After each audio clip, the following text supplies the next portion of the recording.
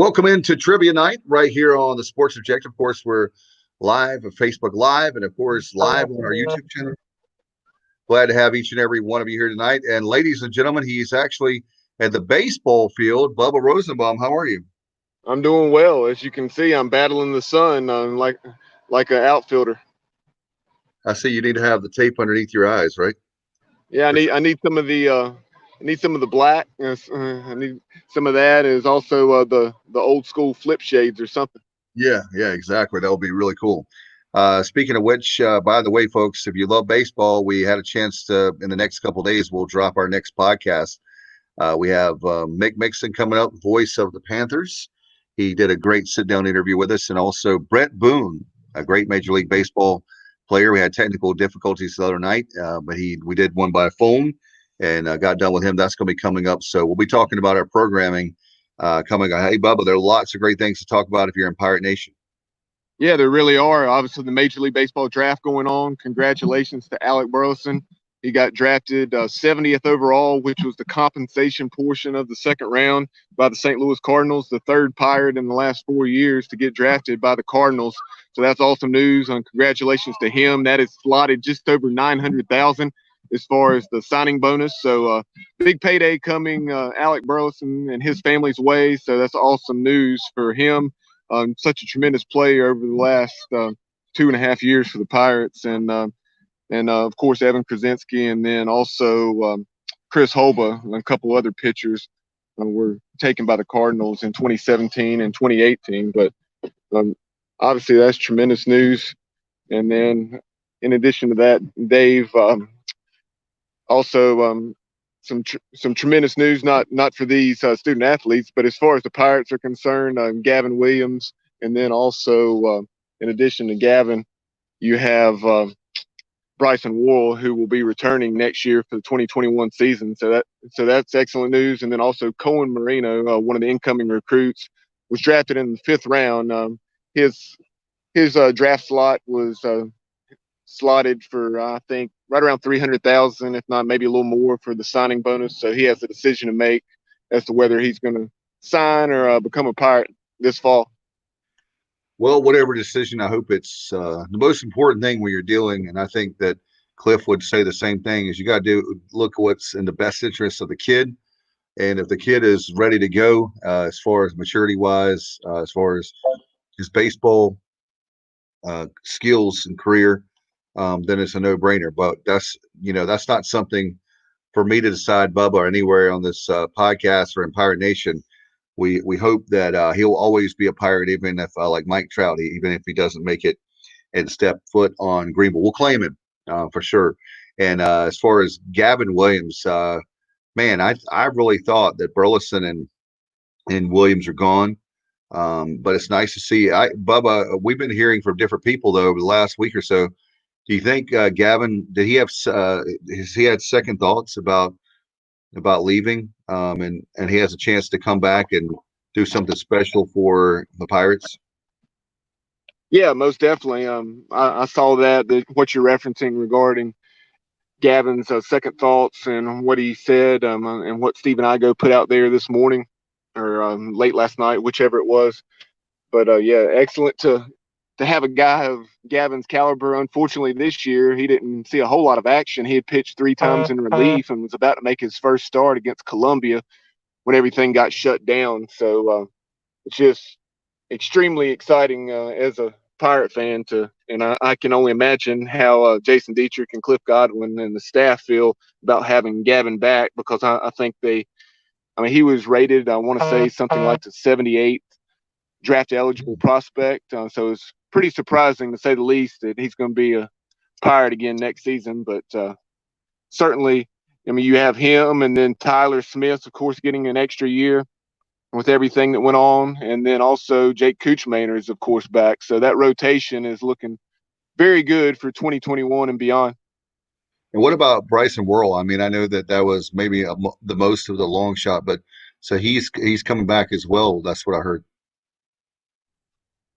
I'm sorry, say that again, Dave. I lost you for a moment. I said Bryson Worrell's coming back. That was a surprise. Oh, sure. Yeah. Oh, yeah. I mentioned him a moment ago. Bryson Worrell, obviously switch hitting outfielder, as Cliff and Jeff Palumbo has said numerous times that he's probably the Right. most Yeah, I was just saying that. most talented guy on the team from just a raw talent perspective. Um, like I said, power from both sides of the plate, runs like a deer, and plays a tremendous center field. So it's awesome to have Bryson back. If I would have had to have guessed which one of the three would have been back, it would have been Bryson. But I was also not going to be surprised if he got drafted where he would sign. Well, you know that we're huge Cliff Godwin fans on this show, and a lot of people in Pirate Nation. But when you have guys drafted like Burley, and when you have somebody like him, his talent, his caliber, and I think Gavin Williams and Worrell belong in Major League Baseball. They're raw talent alone. And then my understanding is, Bubba, that Gavin, since he's been to East Carolina, has really matured in every way, including working really, really hard on trying to get more pitches and certainly, I guess, control, what you say, would be something for him, and not trying to. One of the things as a freshman, and maybe it's because he was a freshman, was he was throwing really, really hard, which is great, but it also can lead you to arm injuries.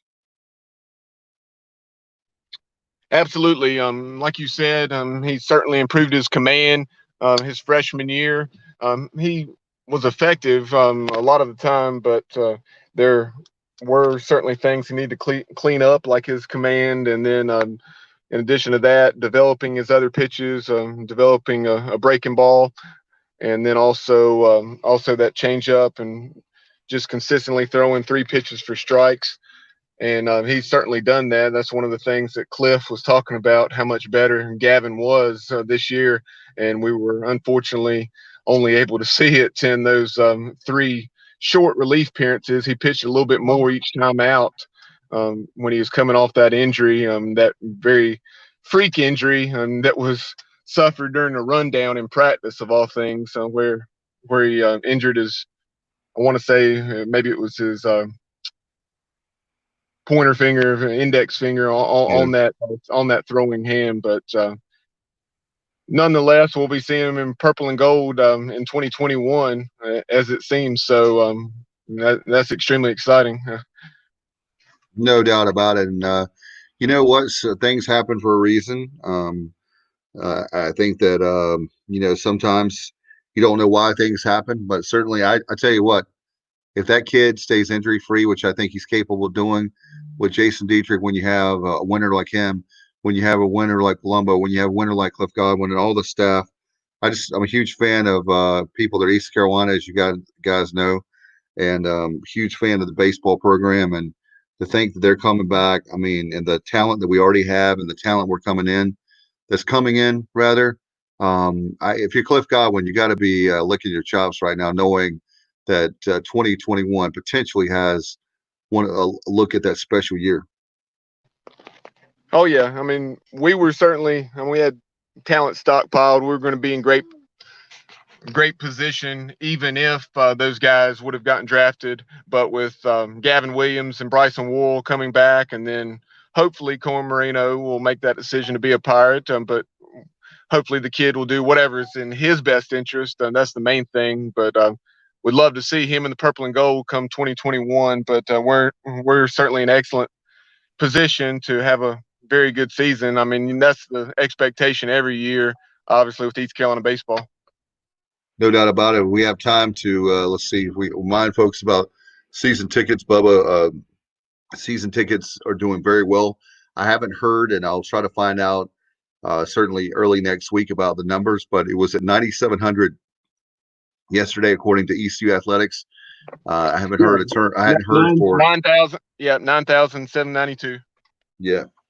So we have right at 9,800. So the COVID goal was 10,000. Originally it was 16,000.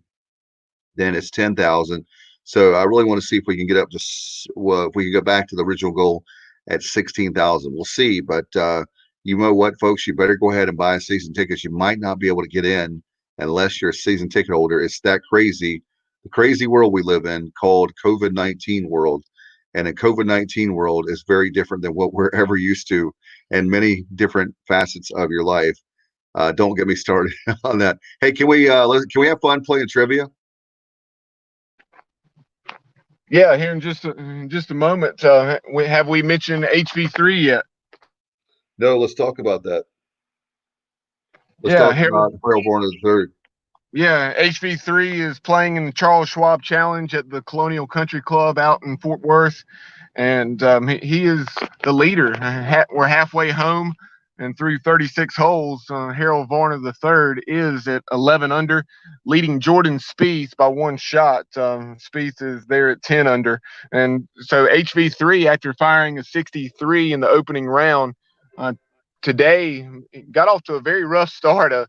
A triple bogey, and after that triple bogey, he responded with 8 birdies in his final 17 holes, and he did have one more bogey or that single bogey in the round. So 8 birdies, 8 pars, a triple, and a bogey for Harold Varner today, and it all added up to a 66, and now it's 11 under through 2 rounds. So hopefully he'll have an excellent weekend. He's been in position going into the third and also a time or two the final round, and has been unable to win the tournament. So hopefully this will be the time, and an excellent Pirate will get a victory out in Texas.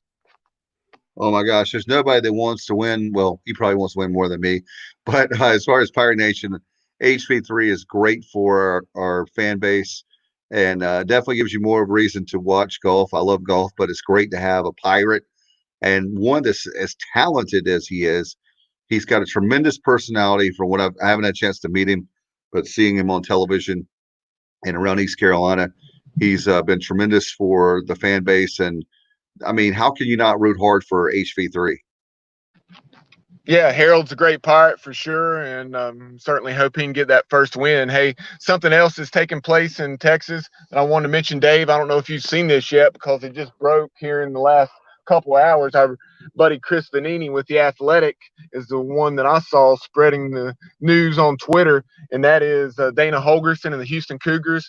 They had reported here in the last several days 4 voluntary summer workouts, and they've already had to shut it down because they had 6 players test positive, and they were all symptomatic.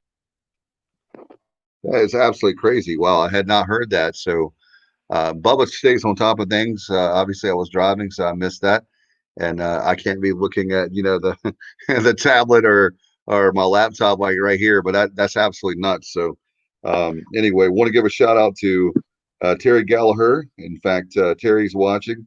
We were we want to get him on, so we'll try to send that link to you, Terry. Um, and again, Terry's supposed to be up here with us. William Grant, want to say hello to him, one of our top fans, and his uh, his sister Beth is an actress and an alum of East Carolina. And we'll have some more people, I'm sure. So appreciate you all very much listening and watching tonight here on the Sports Objective. We've got a lot of great programming we promised over the next few days. A lot of stuff coming out. Mick Mixon of the Panthers is coming on. We told you about that. Obviously, Brett Boone, Major League Baseball player, former Major League Baseball player. His brother Aaron is the manager of the Yankees.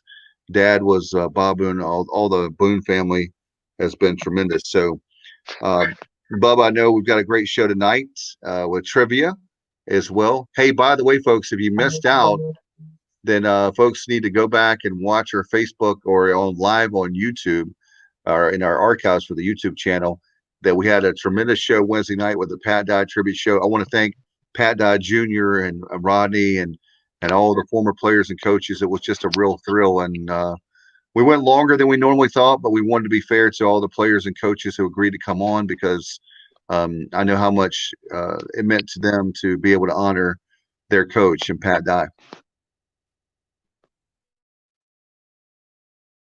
I don't know if Bubba can hear me, but I was pitching it help to him. We're going to have a great show tonight. I promise 23 questions tonight. So we'll have On This Day coming up. We're trying to get some more players to come on. Usually people come on around this time. I don't know what it is. There always seems to be about 7:20 before people actually come on. So we'll give a shout out to them for coming on. And I tell you what, we've got things we're working on this summer. Some excellent programming, Bubba. I'm very excited. By the way, in case people want to know, working really hard and finalizing, we're going to do a special show on the wrestling program at East Carolina. I know that they unfortunately dropped it, I believe, in 1980 because of Title IX, which was a shame. And one of the best, we had one of our best sports in wrestling. So something we're looking forward to. And it's now I'm solo now on the show. And I know I'm not supposed to be wearing white, but I'm wearing a white shirt right now. Been a very long day at work and had enough time to get home and literally fire up the laptop so we could be here on Facebook Live. Appreciate you coming on tonight. By the way, again, want to remind you, as far as season tickets, 9,792, where that was early Thursday morning. And so they're saying, by the way, as we show in your ticker there at the bottom of the screen, you can see that the priority deadline has passed. But we heard on PRL the other day with Ryan Robinson, if you have a tough situation, there was a stat a few weeks ago, Bubba, 1 out of 5 people in America are not working. Some of our friends in broadcasting and sports, our freelance guys are out of work right now. So we're thankful that we all have jobs, but thankful looks like that things are getting better where we will have that. But as far as individuals, they will work with you if you're not, if you don't have a job right now or you have tough circumstances, and maybe you want to call them. Certainly at the Pirate Club for sure. And William Grant says, love wrestling in the 70s. In fact, I'll put that up on the screen. That's something we're working on. And obviously, a guy that you talked about there, William Grant. Shout out to Mike Radford. He's one of the ones that obviously family friend of the Rosenbaums, of Bubba and his dad, Gary. Certainly, we're working on that. We've got a lot of stuff in the works. Our problem, Bubba, is that a lot of people want to come on the show now, so we could about do a show every single day with a number of people that have agreed to come on and want to come on, and that's something that we're working on, and we're going to be very proud of as a wrestling show coming up. Absolutely, it's a good problem to have for sure. And some of those folks that we'll have coming on, we've mentioned it before, but briefly before we get started with the trivia, I know Hank Harewood, who's the deputy AD down at Winthrop, so second in command there with the Eagles. We'll talk about him, so he'll have some insight what it's like inside an athletic department with everything that we're currently going through with COVID-19. Obviously, Winthrop doesn't have a football program, but Hank has certainly been at schools before like FIU, ULM, and also Charlotte that did have football programs. And he spent a lot of time on the compliance side and has a law degree from Elon. So Hank will be able to provide some excellent perspective on a lot of different things. And he's certainly a diehard Pirate, even though he's working elsewhere now. I'm sure his dream would to be to one day get back to Greenville in an athletic administrative capacity. But in addition to Hank, we'll catch up with longtime coach Bill Curry. He, of course, coached Alabama, Kentucky, Georgia State, also Georgia Tech, his alma mater. So we'll catch up with him. He's been on the show back in our initial season. And then, sorry, go ahead. I was agreeing with you. I was saying 2018, the summer of 2018. The summer of 2018, Coach Curry came on. In addition to those two, we'll talk to Eric Ward, who's the Director of Fan Engagement and Marketing with East Carolina. So we'll see what he has going on. We'll catch up with Francisco Cabrera, who, of course, got the game-winning hit in Game 7, I guess it was. Or maybe it was, I think it was Game 7, but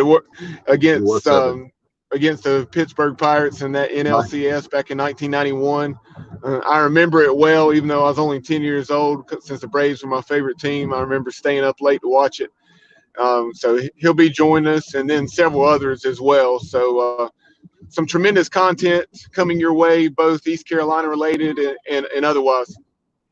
I was a freshman at Lees McRae College. People don't know that, but my sophomore years when I transferred into East Carolina, and I remember being at the Avery dorm. Those of you that know Lees McRae, it's a boys' dorm. Third floor was probably the wildest floor, and of course, I had to live on that floor. And there was pretty much that floor was all Braves fans. And when he made that hit, I mean, it was almost like the roof was coming off that dorm. It was already wild to begin with, even though it's a Presbyterian school and you're not supposed to have at that particular time alcohol and blah, blah, blah, blah. That place erupted as Braves fans, and you didn't even have to love baseball to enjoy that moment. I'll never forget that. I was 18 years old and just away from my home and going off to college for the first time, and to have that was definitely the first sports memory as far as college is concerned I can remember for sure. Yeah, a lot of excellent memories. Like we mentioned in a recent interview with Chip Carey, maybe not necessarily in the interview, but in the open to that show, a lot of my memories in my childhood in terms of watching Major League Baseball, it was either the Atlanta Braves on TBS Oh or yeah. sometimes Sports South. And then if we weren't watching the Braves, it was the Chicago Cubs on WGN. But a lot of supper times. If I didn't have games going on, we were eating on a TV tray, sitting on the couch or whatnot, watching the Braves, listening to Skip Carey, Don Sutton, Pete Van Wieren, Joe Simpson, and so forth. Yeah, my grandparents, they TBS, they knew they watched every single Braves game, every one of them. And it was funny in the 80s, TBS and Braves, and of course, your family. That was like the great thing about sports for me. I don't know if it's the same now for some families, but our family, that's the way that that's a bonding experience we've had in my entire life. I'm 47 years old, and we've always watched ball games together. In fact, that was what's cool. Is the only time my parents let me stay up, Bubba. You were talking about that. The only time they let me stay up was games like that. There were game 7 of a World Series, or it's a ACC tournament, or it's NCAA football game or pro football game or whatever, like Monday Night Football. I got to stay up a little bit later than normal. So you were living for nights like that you knew there was a big sports event, because you got the convenient pass where most of the time they're like, "Boy, get up to your room. It's your bedtime." So Yeah, hey, I remember. I'm trying to remember. Was the series for the Braves against the Twins, and was that the '91 season? it sounds But like 91. Yeah. I, I definitely remember staying up late to watch those. And Kirby Puckett and all those guys. yeah, All right, you want to go ahead and get started with trivia? yeah, you can go ahead. All right, guys, appreciate you very much, and we're glad to be here tonight as we give you Friday night trivia here on the Sports Objective, and it's so much fun, and we do it every Friday night at 7. We'll try to get started now a little bit later than we would have hoped for, but that's we're going to go ahead and get started. I want to thank Bubba once again for his hard work. We're going to start off with on this day in sports history, and we're going to show you the question first. And I guess I was trying to get our timekeeper, Terry Gallagher. I don't know what happened to him, but question number 1, guys, ladies. On this day in 1919, this golfer won the 18-hole playoff by one shot to take his second and final U.S. Open. Hence, this golfer was portrayed in the 2000 film The Legend of Bagger Vance, and not Bobby Jones. Question number 1. On this day in 1919, this golfer won the 18-hole playoff by one shot to take his second and final U.S. Open title. Hint, this golfer was portrayed in the 2000 film, a great film, by the way, The Legend of Bagger Vance, and it's not Bobby Jones. Who is it? We'll actually give that to you now. And we'll start the timer if I can get to it fast enough. All right. And here we go. All right, Bubba, you made tough questions, so all the hate mail can go to the email address for Bubba. You can email Bubba if you don't agree with it or think his tough questions here. But we'll do that. All right, 10 seconds, guys. All right, 5 seconds. 3, 2, 1. All right, stop. You put your comments certainly in the comment section. Want to give we were just talking, Mike Radford's joining us. Appreciate you, man.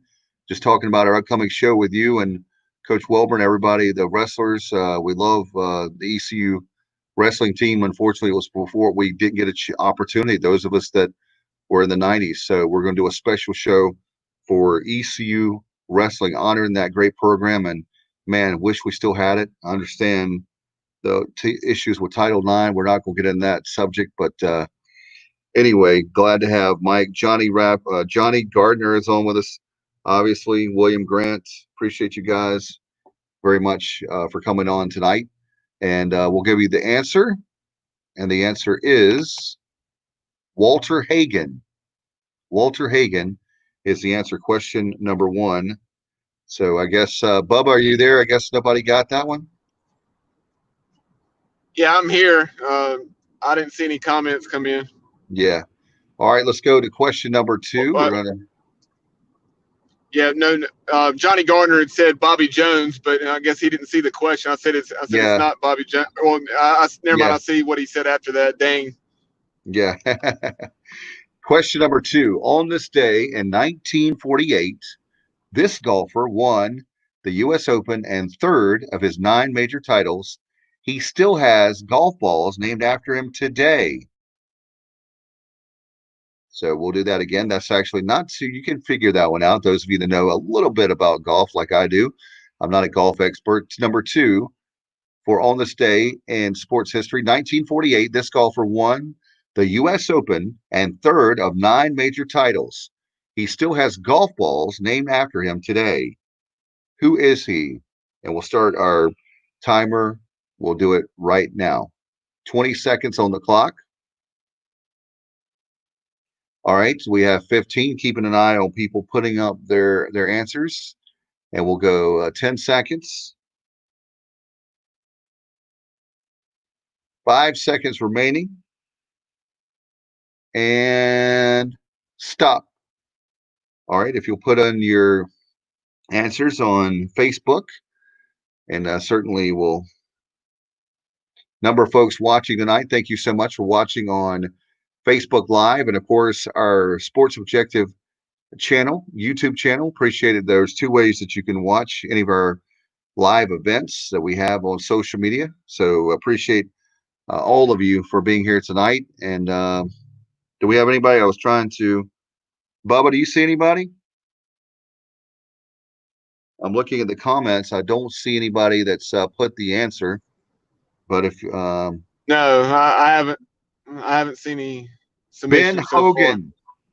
Ben Hogan.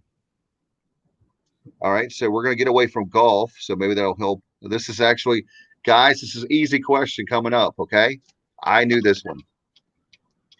On this day, this guy in 1979 was hired to manage the Detroit Tigers and did so until 1995. And I don't know him personally, didn't know him personally, but I'll tell you what the connection is I have to Sparky Anderson, if you wonder that.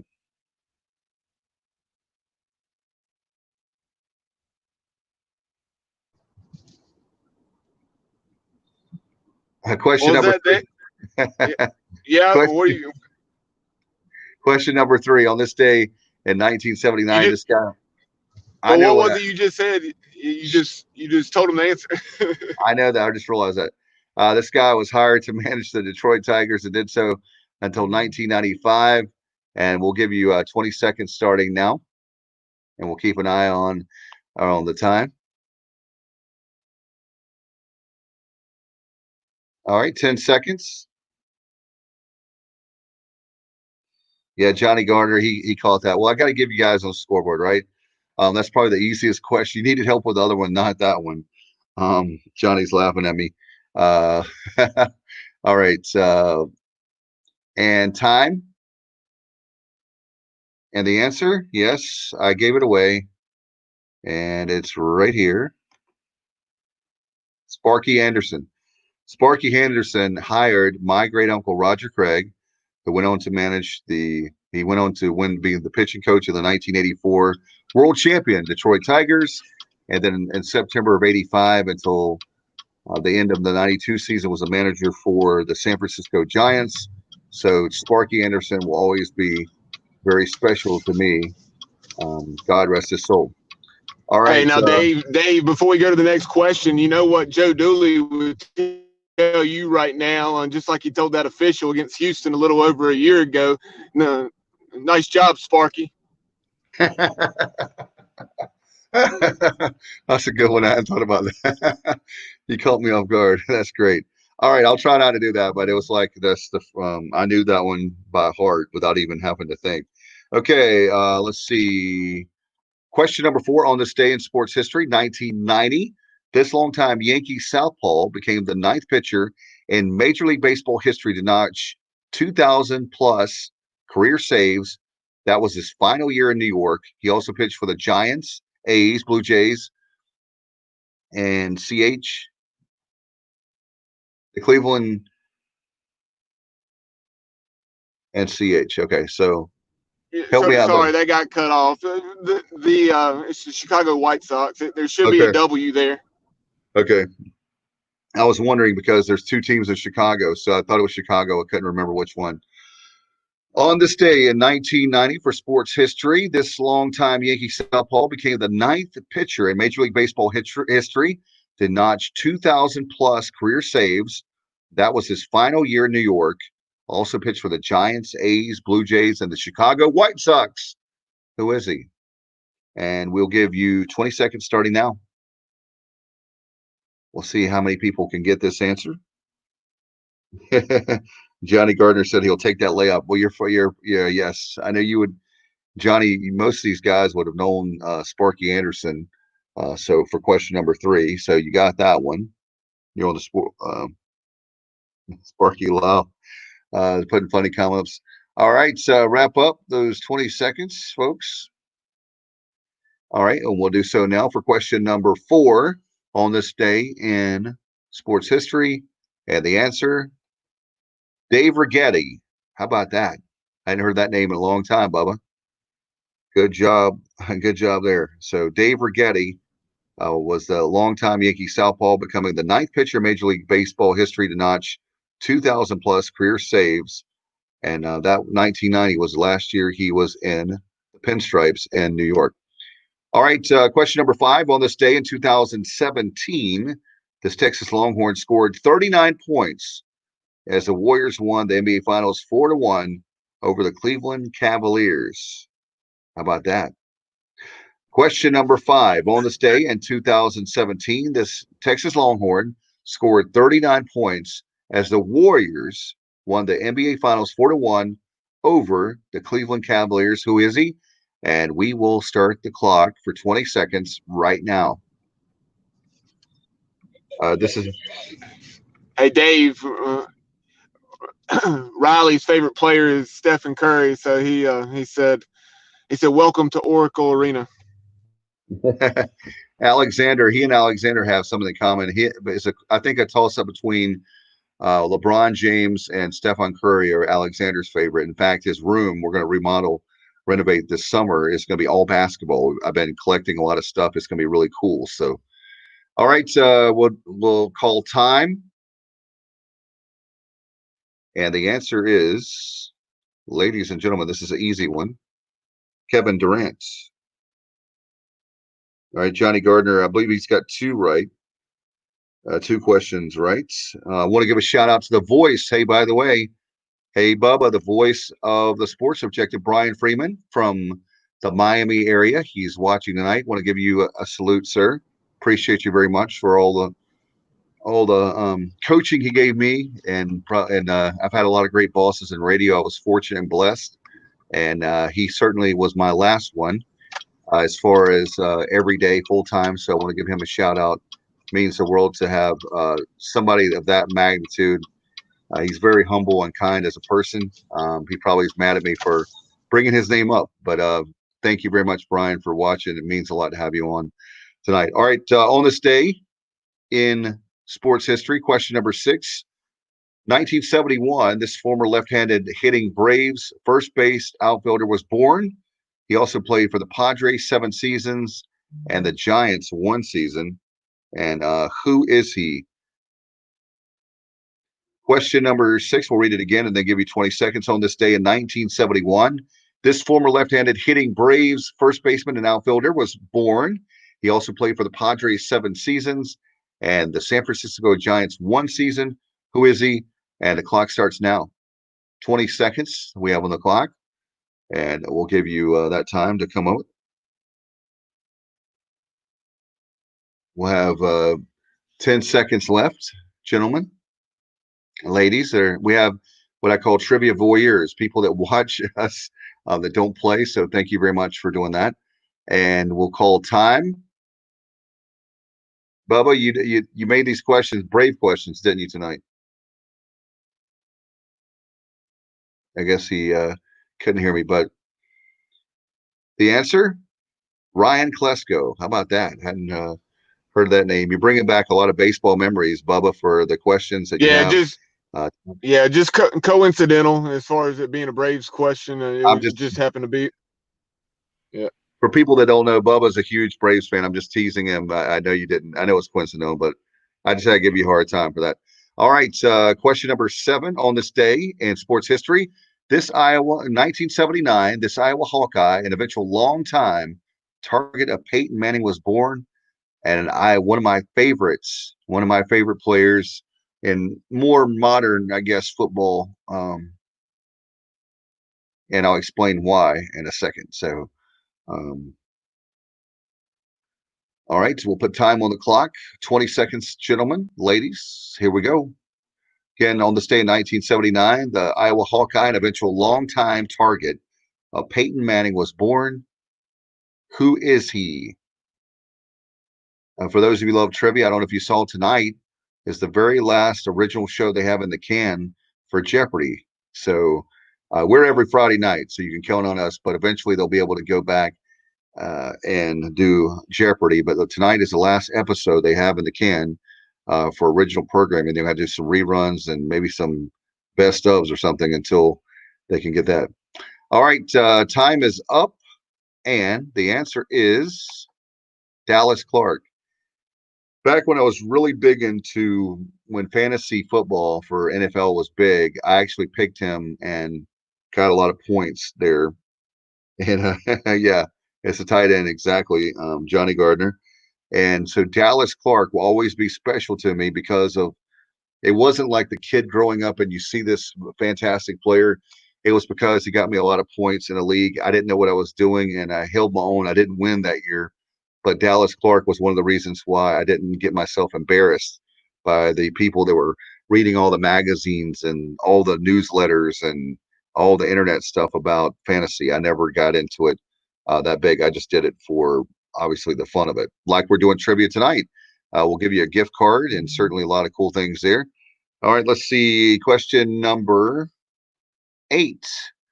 On Thursday, Alec Burleson became the 3rd Pirate pitcher drafted by St. Louis in his last 4 years when he went in the compensation portion of the 2nd round and 70th overall. Name the other 2. I know, Bubba, you said it's like 906,000 potentially that Burleson can get.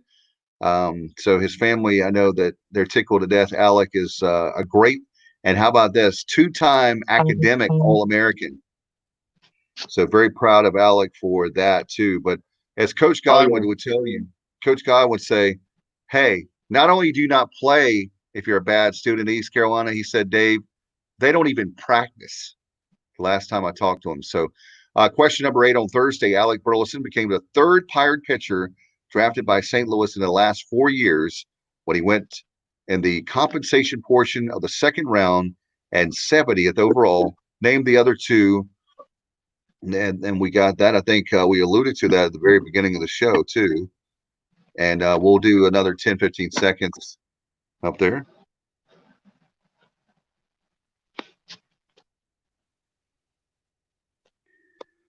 All right. What about that? You talked about it earlier, Bubba. You gave that answer away. Cruz and Chris Holba, he talked about that earlier.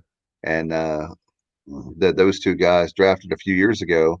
And it doesn't shock me. And Johnny Gardner said Seth Maness. The key to that was 4 years ago. So obviously Cruz after the 17 season, and then Chris Holba the following year.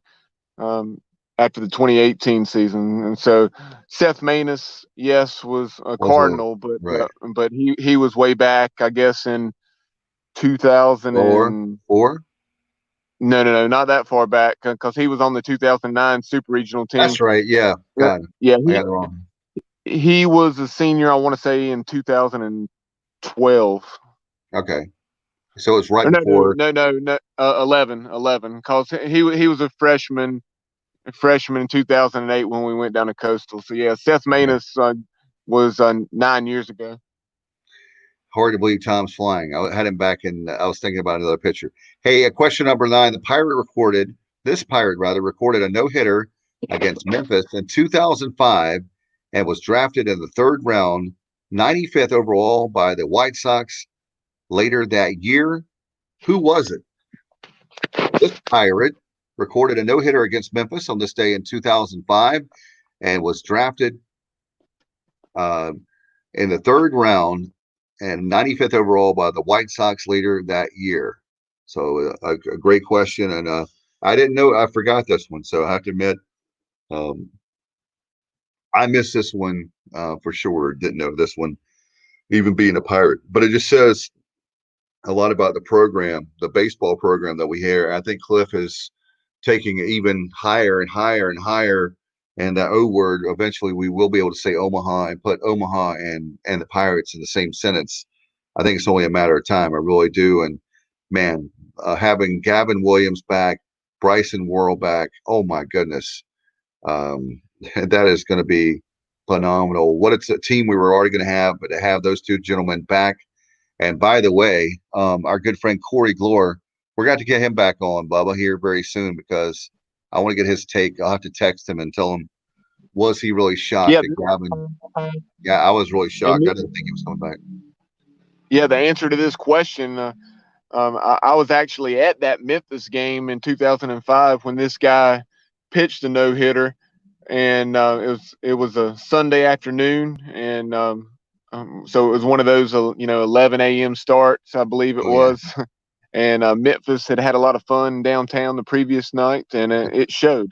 And that's certainly not to take anything away from this pitcher, because when you combine an excellent pitcher like this guy was, and what Memphis chose to do, then it certainly brought a no-hitter into the equation. But and something else, the main thing I was going to mention was the fact he pitched for the Kannapolis Intimidators.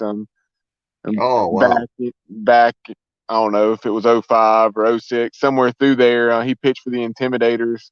And unfortunately, I never had the opportunity to see him pitch, and that was back when I wasn't far away. I mean, I guess I was 40 minutes away up in Lexington, but never made it down here to see this guy pitch. And when do I get, since you're the general manager of the Cannonballers, when do I get my hat? I'll see what I can do. Unfortunately, they don't.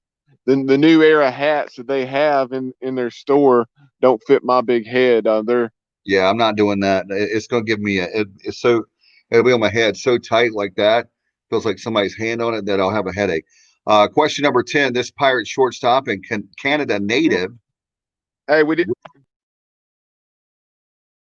What was that? I did give the answer, Ricky Brooks. I put it up on the screen.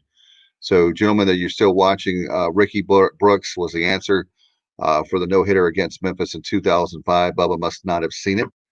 But we did give the answer. I'll bring him back in to let him know. We did give the answer, Ricky Brooks. I don't know if you didn't see it, but no, yeah, I didn't see it. I was in the middle. I put it up on the screen. Okay, yeah, it was on the screen, but I knew we didn't say it. So yeah, Ricky Brooks. Okay. Question number 10. This Pirates shortstop and Canada native went in the 6th round to the Toronto Blue Jays in 2001. 2001. And we've got halfway through trivia right now, folks, thanks to Bubba working really hard. And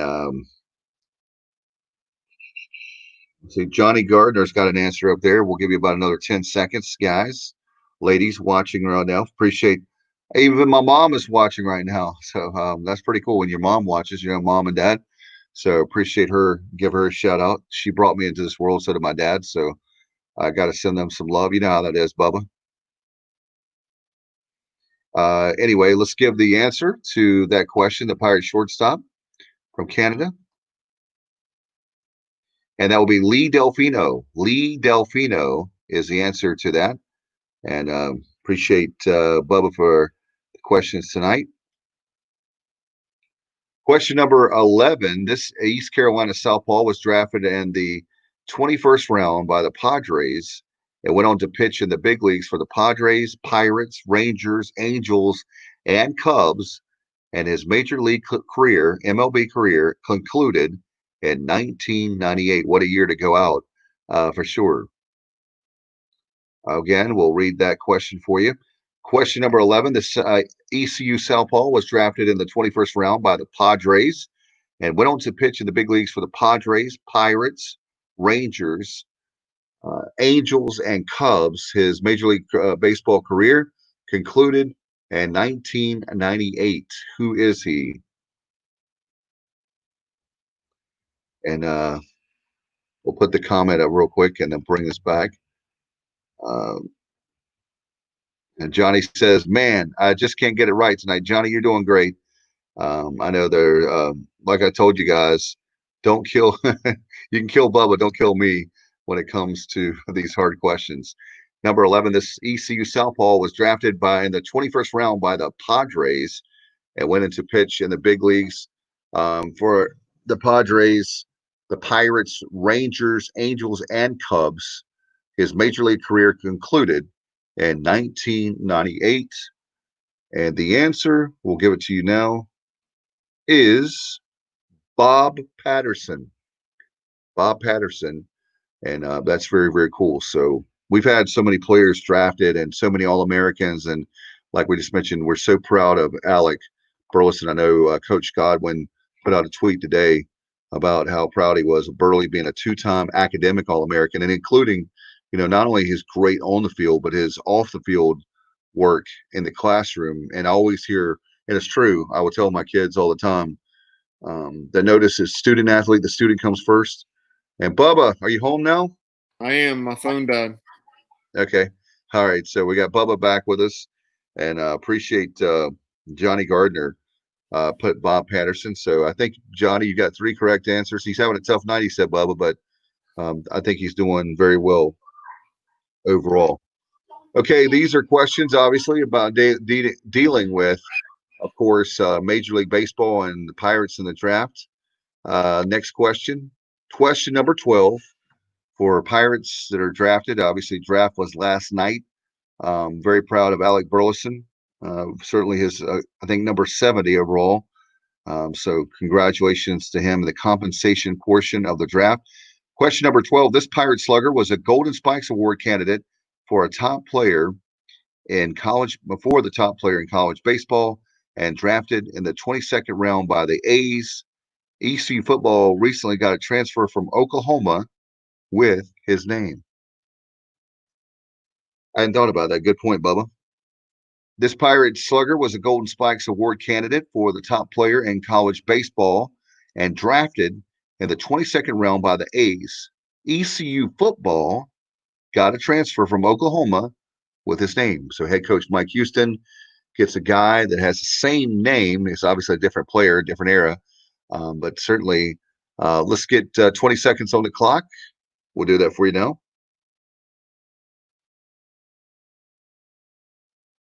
All right, 10 seconds.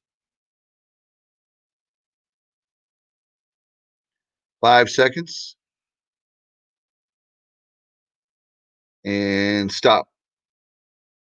I want to give a shout out to Troy Rayner, one of my friends from back in the day, and certainly watching again tonight from Williamston. So I got at least my mom's watching. I got a friend watching. We got 2. Johnny Gardner got it right, and the answer is Ryan Jones. Ryan Jones. So great one there. Ryan Jones will be coming to Mike Houston, coming to East Carolina to play for Mike Houston and the ECU Pirates on the gridiron. So that's going to be fantastic. All right, let's see. Yeah, Question number. Go ahead. When I think of Ryan Jones that played baseball for the Pirates back from 01 to 04, I think of Brian Dilday and Todd Viverette with the "Hey Jonesy, Jonesy, Jonesy, Jonesy, Jonesy." The guys, certainly the megaphones out in left field and part of, oh my gosh, the jungle. Love those guys. You can't get better than that. Question 13. Person one ran for more than 1,400 yards for the Pirates in 2001. Person two, one of the top return men in ECU history, CFL legend, front flip. Okay, question number 13 for those watching and playing at home or wherever you're playing. Person one ran for more than 1,400 yards for the Pirates in 2001. Person number two, one of the top return men in ECU history, CFL legend, and front flip. And this is the situation. Remember the first last name. So, for instance, one of the ones we've had in the past. I'm trying to think of an example without giving it away.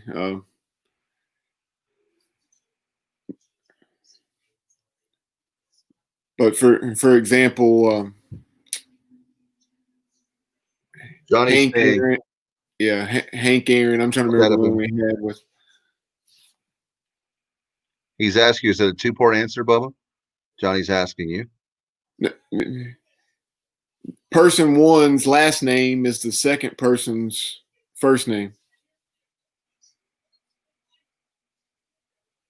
Right. So it could be Dave Richmond, Richmond Jones.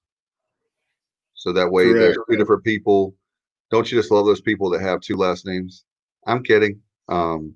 But it could be Dave Richmond as one player, Richmond Jones as a second player.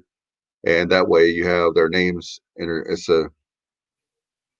I stopped playing on words, but their last names, it all works out. So person one ran for more than 1,400 yards for the Pirates in 2001. Think about a running back. And then think about this. If you go old school, that's how you have Johnny. You're on the right track, but take a look at your person one. Yep, you are. Person one ran for more than 1,400 yards in 2001 for the Pirates. Person number two, one of the top return men in ECU history, a CFL legend. We'll talk about that in just a second in front flip. And of course, you want to go ahead and put the answer out there? Yeah, go ahead. Leonard Henry was the player that, of course, with David Garrard and all those guys back in that time. Johnny got it. He did. Okay, there you go. Well, Leonard Henry and Henry Williams, of course, one of the best, not only, hey, Bubba, one of the best nicknames in the history of ECU football, don't you think? Gizmo. Yeah. That's the only reason why. Henry Williams, I remember him. From what I've seen, of course, with the highlights is the front flip, and you think about the speed, but Gizmo is what I remember. And not that he wasn't talented. I'm just saying that I love that nickname. I think it's cool. If you're going to have a nickname, make sure it's cool, right? All right, so we're actually doing the same thing for this round. Question number 14. We'll go ahead and this is a tough one here. That one was a little bit easier to get. Person number one, defensive lineman in the Skip Holtz era, North Carolina transfer. Okay, so think about that. Think about a defensive lineman, Skip Holtz era, North Carolina transfer, UNC transfer. Person two was an ECU. You might be able to get this one right here. This one is actually the second one. It was easy for me. It was the first one I couldn't think of. Person two, ECU wide receiver from 1992 to 1996 out of Bennettsville, South Carolina, and he had a huge game against South Carolina in 1994. Absolutely. Question 14. Person number one was a defensive lineman in the Skip Holtz era, North Carolina, meaning UNC transfer. Person two was the ECU wide receiver from 1992 to 1996 out of Bennettsville, South Carolina, at a huge game, as the president would say, a huge game against South Carolina in 1994. Johnny got it. And we'll give it a moment to see if anyone else get on there, man. Khalif Mitchell, very highly regarded defensive lineman, transferred in, and I guess that was kind of a sign of things that were to come a few years later on the defensive line in terms of Jay Ross and Linval Joseph, C.J. Wilson, Scotty Robinson. And then you also had guys like Josh Smith and others who were tremendous defensive linemen in their own right. So we were absolutely stacked at the D-line position. Speaking of great defensively for the Pirates, 2011 to 2015, it was obviously Ruff's era, but I want to give a shout out to Zeke Bigger. Zeke is on our latest episode. Folks, you got to listen to the podcast. Zeke is awesome. We've always loved Zeke. And as Bubba said in the interview, he was never afraid to speak his mind. That's the latest podcast we dropped today. And make sure you listen to that. Zeke was very candid, very open. Certainly someone who's trying to, he's not hung up the cleats just yet. He's trying to get it on with an NFL team, or maybe he feels like maybe a CFL team. But I'm not going to give you the whole interview. We don't have time for that. But we had a nice sit down with him. Make sure you check that out wherever you find your favorite podcast. You listen to your favorite podcast. It's up there right now. Give a shout out to Kyle Barber. Kyle Barber. He's listening right now, one of the co-hosts. And all right, so let's go to our next one. We're on the home stretch. Question number 15. Do you want to read some, Bubba? You want me to do it? It's fine. Whichever you want. Sure, I got it. Right. Person one. This guy was an ECU defensive lineman. He's currently with the LA Chargers. And then the second person, he's now the Louisiana Tech offensive coordinator and former ECU holder, and he goes by a shortened version of this name. 2 o'clock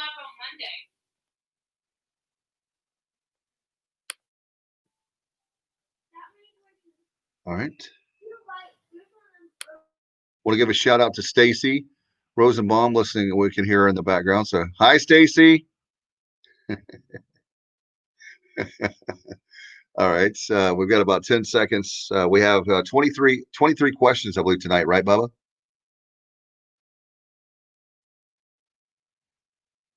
All right.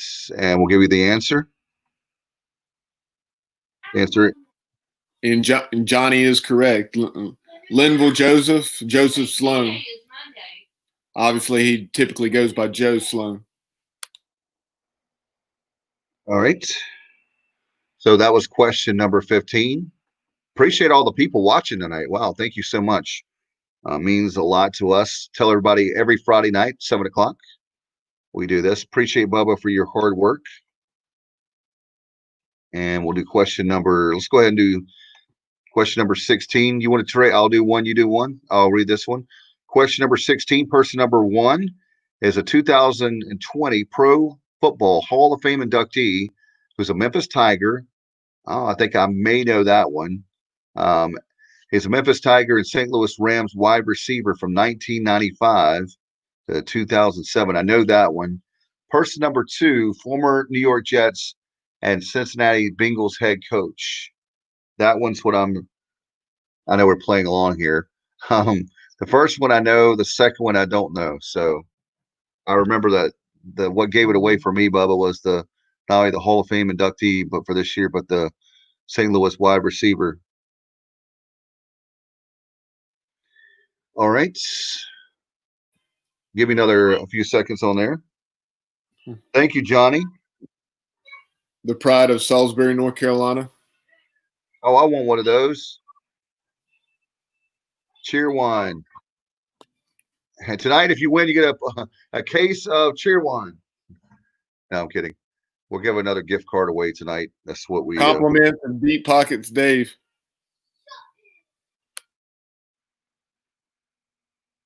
And the answer to that question, Isaac Bruce and Bruce Coslett. See, the second one, Isaac Bruce, was easy for me. I didn't make the connection on the Bruce, that part. It's of course when you put it up on the screen, that's obviously makes sense. But the Isaac Bruce was The first part of the question was easy or easier. Second part, not so much. Hey, Maybe. Dave, Kyle said go buy one. Well, why don't you go by the store and bring me one? Deliver it to me. All right, 17. You want to take that one, Bo? All right, person one, this guy dunked Derek Whittenberg's air ball to lift NC State to the 83 national title. And then the second guy, he was the Wolfpack's amphibious 6'10 center from Kinston, North Carolina. And you know what's ironic about this question? And we'll talk about that in a second. Oh, okay. Both of those were two legends, of course, for both of those are two legends at NC State, and we'll talk about what they have in common in addition to this as well. We'll give you a few more seconds on here. Question number 17 tonight. It's 23 questions and home stretch. Come on, Johnny. Come on, Johnny. I know you got this one. There it is. Lorenzo Charles Shackelford. Yeah, Lorenzo Charles. I was working in Raleigh, and we had God bless her. I know that's a South thing, but we had a Canadian. She was not from here, but she had no idea who Lorenzo Charles was. And you remember he unfortunately ran off he was driving a bus and he ran off I-40 into a ditch and unfortunately lost his life. And she's like, and she reads it straight, she reads the story straight like it was not a big deal. And a guy that's a really good friend of mine who went to NC State, he said, how could she not know? I said, dude, she's from Canada. But still, Lorenzo Charles. And then Charles Shackelford, in the last couple of years, they found him dead in Kinston, right? He was back home. Yeah.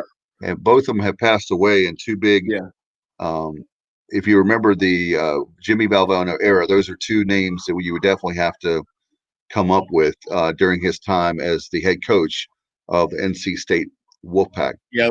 Lorenzo Charles was about 40 or 41, I want to say, and Charles Shackelford, like you said, when he died of a quote enlarged heart, was 47. So it's such a shame that those guys didn't live longer lives.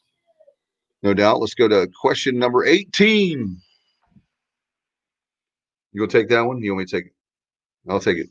I got you. I got you. The NFL's all-time leader for made field goals with 582. Again, this guy's the NFL's all-time leader for made field goals with 582. And I would say that when you say he's got to be in the Hall of Fame. Come on. I mean, I know they don't normally do kickers, and I get it, but he's got to be in the Hall of Fame for as long as he's been, and that record. I mean, I would, and the Super Bowls, and I know I understand. Dave, yeah. Johnny Gardner said he said Low Charles. He's a great guy. Played in rec leagues with him, and just like you were saying, what a tragic accident. And obviously, I mean that's pretty cool in itself. Even being a East Carolina fan and not caring for the Wolfpack, to have the opportunity to play some rec league games with the guy who helped NC State win the national title in such a dramatic fashion. Yeah, I hear Wittenberg, and then you see Lorenzo Charles stuff it for the 83. That was in Albuquerque, New Mexico, and oh my God, yeah. Wasn't it Billy Packer that was Billy Packer on the call?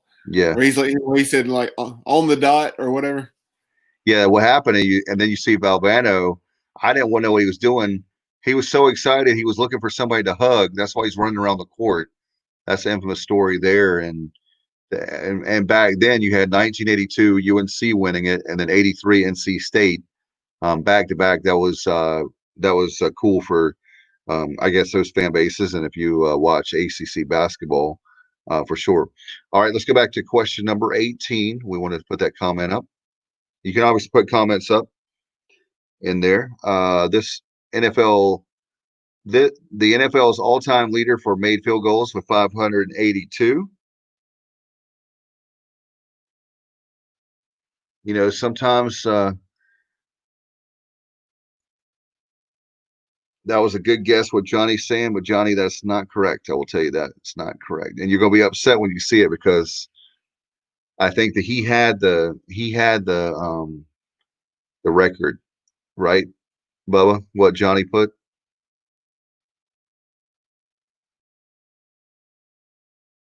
And I think he had the record and has surpassed it if my memory serves me right. Um, all right, let's go ahead and put the answer here. Nobody's Adam Vinatieri. I mean, between the Patriots and the Colts, he's made that many 582 field goals. So, what's the record for? Did Mortensen have the record for the number of seasons, or does Vinatieri have that too? I mean, as a kicker, Mortensen had was it 23? It was well over 20. I know that, but anyway, I'll have to look that up. Johnny, you're great, man. You're like our Ken Jennings. You're like our Ken Jennings here, man. You're good. He's going to win another gift card. It's like 4-0 right now. This is like the bottom of the 7th right now. Let's go to question number 19. I'll take that one. Question 19. 7 players have rushed for more than 2,000 yards in an NFL season, which of course includes East Carolina's Chris Johnson. Who's the only other player to top 2,100 yards? Or who is the only player, I'm sorry, to top 2,100 yards? And I'm glad I got it, Bubba. I got that one right. I just checked it. Hey, and what Johnny was saying, he combined the guy's first and last name. What he said, Mortensen, it was Morten Anderson. I knew that didn't look right. I was like, Mortensen. He's probably thinking about. I knew what he was talking about. Yeah. He's probably thinking the about analyst, Chris Mortensen. He's probably thinking about Chris Mortensen. No, Kyle, Yeah, I have not gone on mute. I was on mute for just a moment. And let's see. As far as a single season, is that what you were asking? What's that? Dave, no, how many seasons did Morten Anderson play? Oh, okay. I thought he had the record as a kicker. I think he has a record for that. Yeah. I don't think Vinatieri is. I think Vinatieri is close, but I don't think he's called him yet for as many years as a kicker. It was. I think. Yeah, I misunderstood you. Yeah. I think Morten Anderson had like 20. I want to say was it 23 years? I don't know. I believe I'll double check that, but as far as since I looked it up, as far as the record for a single season made field goals, that's David Akers. Back in 2011, He made 44. That's another guy. Speaking of fantasy football, David Akers. Oh my God, David Akers was my kicker, and he could get you some points now. Oh my gosh, David Akers, yes sir. Wow, that brings back memories. Let's see. Yeah, Eric Dickerson. I got that right, of course, of SMU fame. And man, that documentary for 30 for 30 is one of the best ever. I love that about SMU and their football program. And to think that Ruffin McNeil could have been, I mean, you think about history, changing history for ECU football. Not only was he a great player for Pat Dye, but he could have not ever been our coach, And he had that's crazy. Crazy stuff. Thank you to Mr. McNeil for not letting Ruff get on that plane. Yeah, thank you. And then when Ruff was talking about if you quit, then you're not gonna have a place to live when you come home. I love it. I love it. I love old school. I love dads. It's just really cool. And now I am one. Question number 20: who was the last number 1 pick in the NFL draft to win both a Heisman Trophy and a Super Bowl? Ooh, that's a tough one. I don't know this one, Bubba. You got me. Want to give a shout out to a friend of mine, Becky, watching tonight. Hey, Becky. Appreciate you very much. Oh my goodness, that was a hard. Where do you get these questions from, Bubba, so we can cheat next week? Question number 20: who was the last number 1 pick in the NFL draft to win both a Heisman Trophy and a Super Bowl?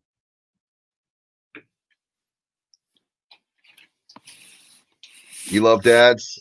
He loves dads. Kyle loves dads.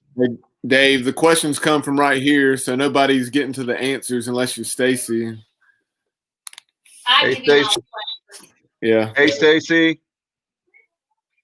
Yeah, I'm so glad I can help y'all with these questions.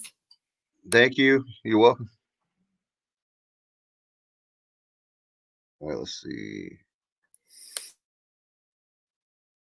All right, we'll go ahead and put we're a couple questions away, and they'll be called a night. Answer is South Carolina running back George Rogers. George Rogers. How about that? I did not. That was man, that's a tough one. A good one, Bubba.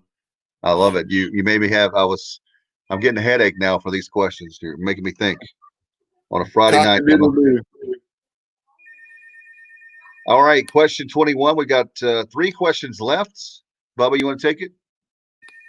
This NFL franchise has lost a league record 9 straight playoff games dating back to 1991. Kyle said it was Kenny Rogers. Kenny Rogers, he's the gambler. He died on my son's birthday. It's going to be hard to forget that. March 20th, that Friday night of 2020. All right, this NFL franchise has lost a league record 9 straight playoff games dating back to 1991. And man, they've had a lot of great players over the years. Just can't quite climb to the mountain, right? All right, we'll give you another 10 seconds. And when you see the answer, Johnny, you're going to be very upset because it makes a lot of sense. It makes a lot of sense when you see. We'll give you another 5 seconds. All right, and the answer is? And she has a friend who teaches at Greystone. I don't know who it is. But Detroit Lions.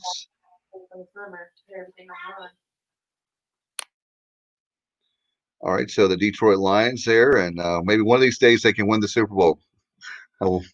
We'll see. That would be, I think that would be good for the NFL to see if can they do it. Okay, question number 22.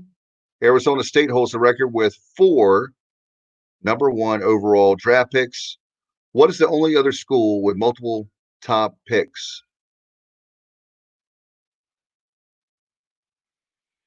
Arizona State holds the record with 4 number 1 overall draft picks. Question number 22. And what is the only other school with multiple draft picks? And this is, we've got one more question after this. And Johnny Gardner is going to win again. Even when it's not your best night, Johnny, as you're saying, you can still win, my friend. All you have to do is just come to the Sports Objective on Friday night trivia, and spread the love around. We need to get Johnny. We've been saying that. We got to get Johnny on with us, and maybe he can create some questions, and then we'll let somebody else win, right, Bubba? Yeah. he's like our Ken Jennings from Jeopardy, man. Get awesome. Johnny on to not only talk some pirate stuff, but also maybe he has some stories from back in the day when he worked with the Carolina Mudcats. Yeah, I will tell you. Kyle said FAU. Well, she mentioned that, and I said, Sammy didn't say anything about that. The answer is Vanderbilt, David Price, 2007, and Dansby Swanson in 2015. So you were close, you're close, Kyle. Tennessee. Yeah. I was going to say Tim Corbin done such a tremendous job. Vanderbilt, much like Rice prior to Wayne Graham, those programs had been not even mediocre, probably. They'd kind of been like the baseball equivalent of East Carolina in basketball. Very little success prior to Coach Corbin coming over from Clemson, and he's won 2 national titles and a lot of ball games with the Commodores. No doubt about it. Vanderbilt, David Price again, and Dansby Swanson. All right, you want to take us home, Bubba? Question number 23. On June 9th, 2009, Steven Strasburg was selected first overall. What school did he play his college baseball for? For what school did Steven Strasburg, who, of course, you think of him with the Washington Nationals, who did he play his college ball for? That's my favorite team. So, the Nationals. And if we don't have a season again, they'll be defending champions for 2 straight years, right? Oh my goodness. Maybe we'll have a baseball. We'll be talking to Brett Boone, by the way, if you're just joining us. That's coming up, our podcast in a couple of days. You'll hear that for sure. we'll see if we'll have a baseball. You're not far off, Johnny, but you're right with the Southern California, but it is not the Trojans. All right, we'll give you another 10 seconds, and then we'll wrap her up. All right, 5 seconds. I will say his head coach was Tony Gwynn, and Tony Gwynn was coaching at his alma mater. That's why I hadn't done anything else. San Diego State. I did meet though. I promise I did. All right. Kyle put UCLA. That's a good guess, Kyle. It's always good when you have a co-host playing trivia with you. So yeah, appreciate it. Not a bad guess, obviously, when I said Southern California, but and UCLA has certainly had their share of tremendous. Hey, we had 23 questions. Got to give a shout out to 23 there out in UCLA. Bryant Ward came on our pod. Maybe we can get him back on sometime soon. I love the disciples of Keith LeClaire, man. I'll tell you what, a lot of number 23s out there. Great. Of course, we've got a great skipper in Cliff Godwin. Maybe we can get Cliff Godwin and Eric Backett on the same show. We've been working on that, so we'll see if we can do that for sure. And hopefully we can get Cliff Godwin on. We can talk about a lot of great things about baseball and life. And I know that how disappointed he was not to have a season. And Bubba, you saw this. I actually have my 2020 parking. You saw that my tag still up because I was so upset that we didn't get to play baseball. And I will forever have that because that's like I got what did we get? A couple home games, not too many. Yeah, well, there it was late May or whatever, and the season had been over for going on, I guess, 2.5, almost 3 months. And Dave's the only Pirate fan in the country. He's still driving around with his not Elmhurst, but I guess where was it? Which lot was it for? White lot. His white lot tag for Pirate baseball. I know a nerd.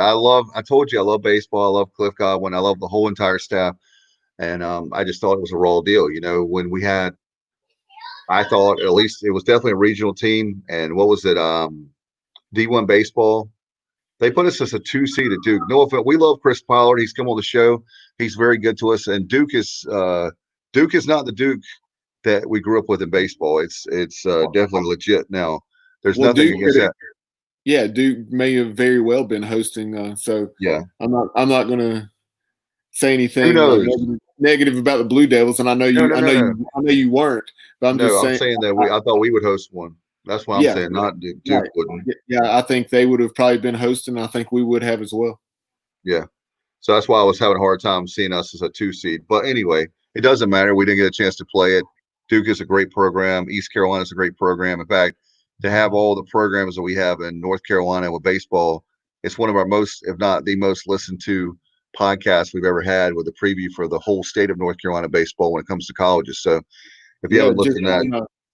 Just on SoundCloud alone, what it was about 1,300. Yeah.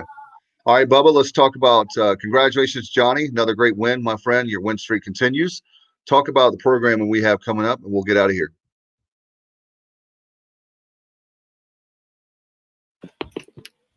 Yeah, coming up soon. Like you already mentioned, we had Zeke Bigger that was already released, and then in addition to that, we got Eric Ward, Francisco Cabrera, formerly of the Atlanta Braves, and some other organizations. Like you said, we got so many, and they're all running together. We have Charles Arbuckle, who was. Speaking of UCLA, he played for the Bruins, was a 2-time All-American for the Bruins, and so we'll. And I say played for the Bruins. He was a tight end and played at least 4 or 5 years in the NFL as well. And so we'll catch up with him next Thursday on Facebook and YouTube Live. Talk some football. Let's see. Who else do we have in the coming shows? Well, hey, Bubba, we have Brett Boone and Mick Mixon coming up. We may even have them in 2 separate podcasts. Both guys were tremendous. Appreciate them coming on, and we'll be talking Panther football, life with Mick Mixon. We'll be talking about life and baseball with Brett Boone. Yeah, absolutely. All right. So make sure that appreciate you, Johnny Gardner. Appreciate everybody watching, including Kyle Barber and Terry Gallagher, and Becky Copeland Wilder, and Johnny Gardner and William Grant. We had a whole bunch of people watching tonight. Hopefully I didn't forget anybody, but we had a lot of people. Appreciate you very much. We do it every Friday night. It is Friday Night Trivia right here on the Sports Objective. Good night, everybody. Go Pirates.